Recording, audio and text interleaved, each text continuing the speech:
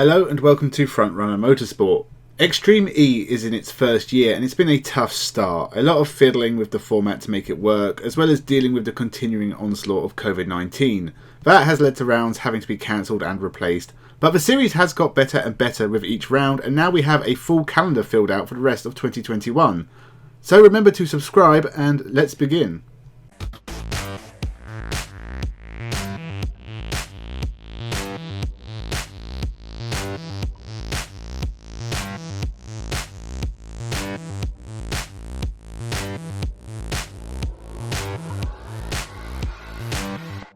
Welcome to Frontrunner Motorsport.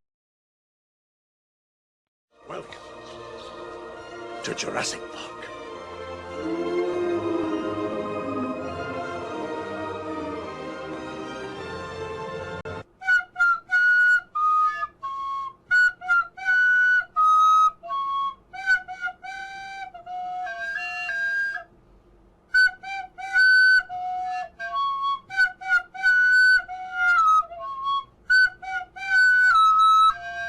I was very excited for the start of Extreme E, but it has not been without its difficulties. It came into existence at completely the wrong time given recent events, causing it to have a very difficult inception. First being delayed from January 2021 to the spring, then the first cancellation with the Glacier round in Nepal going and being replaced by Argentina, then both the South American rounds in Argentina and Brazil getting cancelled. It left the possibility of a 3-round calendar for the first year. It would already be over by now, but a replacement in Sardinia, Italy will take place in a couple of weeks as the Island X-Prix, and now a final round the week before Christmas will take place in Dorset, England, the Jurassic X-Prix. The round will take place in Bovington in Dorset, England, and will close out the first Extreme E Championship.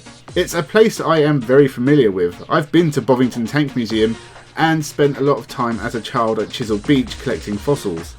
There is a lot of Jurassic history in Dorset, hence it being called the Jurassic X-Prix, I guess.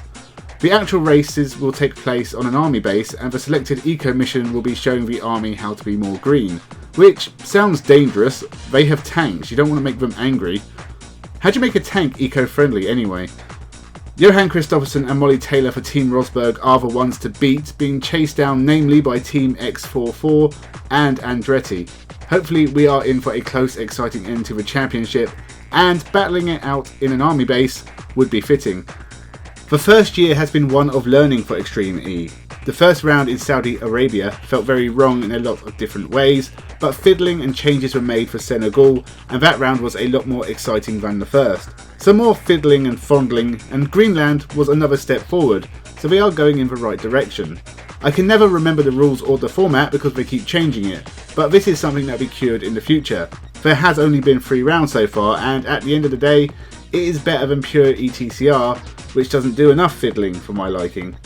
I think one eye is already on 2022 for Extreme E.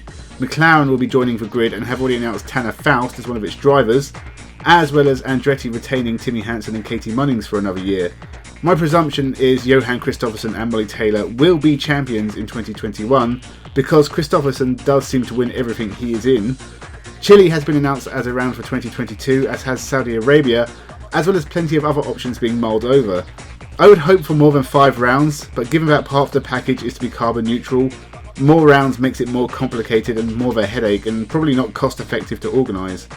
Last word on Extreme E, if one of the teams doesn't paint their cars like the Ford Explorers from the first film, I'll be disappointed, and if there isn't a big gate, I'll never watch this series again. Sort of connected but not really is the news that Andretti is considering buying a stake in the Alfa Romeo Sauber team in Formula 1. Apparently Michael Andretti has been interested in entering Formula 1 for a while, probably to exercise the demons of his past, and Sauber is the best option for a team to get on the grid. Whilst they have a multi-year deal with Alfa Romeo, it's up for annual review, so unless we get Alfa Romeo Andretti Sauber, the team can be called Andretti within a year. Sauber also already have a setup with state-of-the-art wind tunnel and sim rigs to boot, as well as not paying an entry fee for a new team. This could also be a route into Formula 1 for young IndyCar star Colton Herta. The 21-year-old has been very impressive, and his personal sponsors Gamebridge are said to be involved in the deal, as well as Formula 1's owners' desperate attempts to expand Formula 1 into America. It makes the race for the second Alfa Romeo seat interesting. Giovinazzi, Guan Yu Zhou and Oscar Piastri are the main names linked right now, but if you can be booted out after a single season because the new owners want someone else, then maybe that seat is best avoided. Either way, Andretti is a big name in motorsport and I would welcome the name returning to Formula 1. Mario Andretti was of course Formula 1 World Champion. Michael Andretti was most definitely not, but he is building a motorsport empire. So what are your thoughts on the very first Extreme E season? Have you enjoyed it? And what are your thoughts on Andretti possibly entering Formula 1? Are you excited? Leave your comments down below, like and share the video. Remember to subscribe. Thank you for watching and have a good one.